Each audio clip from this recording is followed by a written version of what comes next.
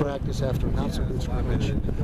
Watching the tape, a lot of mistakes, things that we should have done better, and that we can do better. But, anyway, we got to turn back around today, made a lot of plays, and it's a positive day. Quarterbacks looked a lot sharper today. Much sharper today. That was a problem on Saturday. Didn't make enough throws, dropped some balls, bad snaps, just some sloppy play that hadn't shown up much at all this spring, but then disappeared today, which is good. Do you think it was just for one practice a loss of focus, or? I don't know. I hope so. You know, like I said, we've had it's the only time he showed up all spring. So. Sure. Yeah. What was your brightest day for you Today? Besides the sun. I would say offensive line play. When they protect block the punt game. Accuracy of the quarterbacks weren't perfect, but much more accurate today. See, I had defense got after linebackers in particular played well today. Cool. Talk about your getting York back and then just the running back situation in general. It's a tight battle. I'll tell you what, all four of those guys are doing good things. Kelvin was the number one guy and still penciled in as the starter. That competition would carry over the fall. Lucky Riley had an outstanding spring. Kyle Williams was outstanding, as was Bubba Poole. And so we've got four guys that are neck and neck, and we add to that mix three guys this fall, so it gets even more interesting. How many do you plan to play? Well, you know, there's some two-back stuff, but the majority of what we do is one back, and so, but you can use them in different ways. Put them out in the slot. I mean, there's different ways you can use them besides in the backfield. So we'll try to maximize all the guys that we got. If you split those reps up too much, is there a point of diminishment? If you do, yes. You know, I'd say with four, that's not too much. You start getting 6 or 7, that's too much. So we'll have to make some decisions early on in the fall camp. Who's going to get the reps? Who's going to have to get back. Or any position. Any position's the same thing. Quarterbacks is even, 3 is probably going to get reps for a certain period of time, and you got to cut it to 2. So every position's a little bit different. You expect Darrell Oliver to make a push when he gets healthy?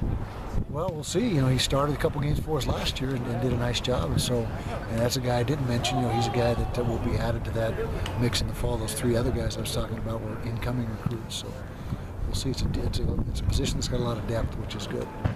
You mentioned whittling down the reps at the quarterback position. How hard is that to develop a quarterback for the future when you whittle the reps down like that? Well, it's there's no other way around it. Typically, your number 2 guy is going to be an underclassman and a guy that you're looking at for the future. And then that doesn't mean if you're not in the top 2 that you're not going to get a chance, to eventually do your thing. Spring ball is a good time where you can.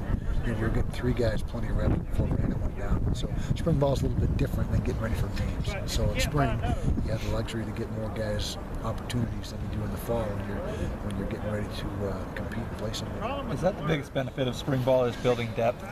I think it's one of the biggest benefits. I think the biggest benefit is becoming more fundamentally and technique sound. I think that's the biggest deal. And I guess that translates to the depth if everybody gets better in those areas. But really, spring for us is a matter of getting better with all the fundamentals and techniques, not so much scheme. We don't do much scheme-wise as far as scheming against each other. Defense puts in their base stuff, offense has their base stuff, but the focal point is making each player better individually.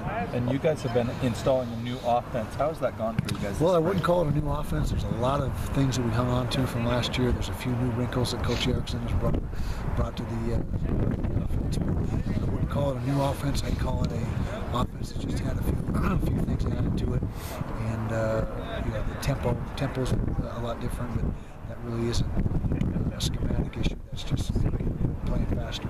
Overall health of the team been getting better? How about spring on one health? Yeah, we've been fortunate, knock on wood. This spring has been, we've been able to keep most guys healthy. We've had guys miss here and there due to bumps and bruises, but for the most part, it's been good. Nothing major. Knock on wood.